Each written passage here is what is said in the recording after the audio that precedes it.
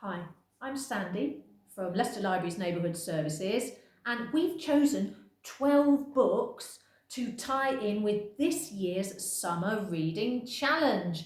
It's called Wild World Heroes, and that means it's all about animals and their habitats, and I'm going to tell you about one of those books right now.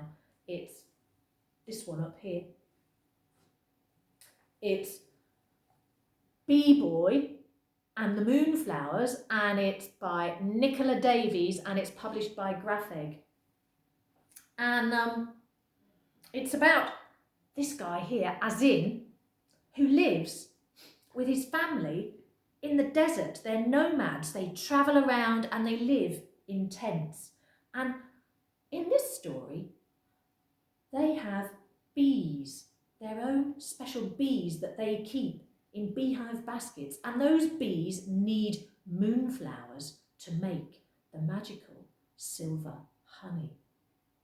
But now, at the beginning of the story, the older people in the family have become ill, and without them, they can't take the bees to get the honey, which will help them get better. So it's down to Azin to guide the bees to the moonflowers and come back with the precious honey. But he's not the only one out seeking it.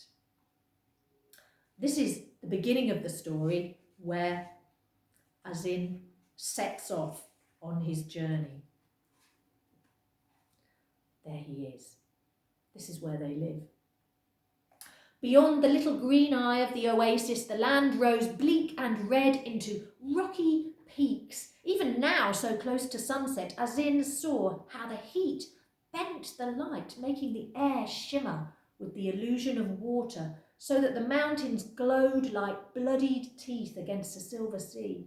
Up there, heat was a life-sucking vampire, and water came in violent flash floods. He looked around at his family, his mother, father, older brothers lying on the floor of the tent. Only the healing strength of silver honey could save them. Only the bees that gathered the nectar of the moonflowers from the highest mountain ridges could make silver honey. So somebody had to take the bees to find the moonflowers, and Azin was the only one who wasn't too sick or too old. Never in his life had Azin had to do anything. Someone older than him had always done it for him. His grandmother touched his forehead, her hand as light as a leaf. "It's time to go," she said. Azin nodded, trying to feel brave. All he felt was small. Henu, the family's oldest camel, the only camel who wasn't as sick as the people, rose with Azin on her back. Even now he hoped his grandmother would tell him to get down. She'd go to the mountains instead. But she didn't. "Head east," she told him. "Keep to the shade of the canyons until you see the clouds, then up to the high ridges. Listen to the bees, Azin. They will tell you when they smell moonflowers." "I don't think I can do this, Granny," Azin almost wailed. "Yes, you can. Trust yourself."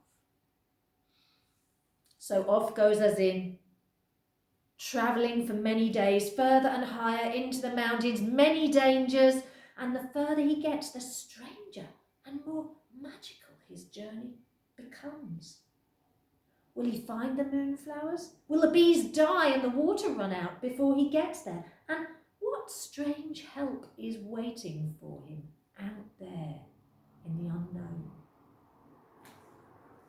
I think you should read B-Boy and the Moonflowers, but you don't have to as part of your summer reading challenge. You can read anything you like.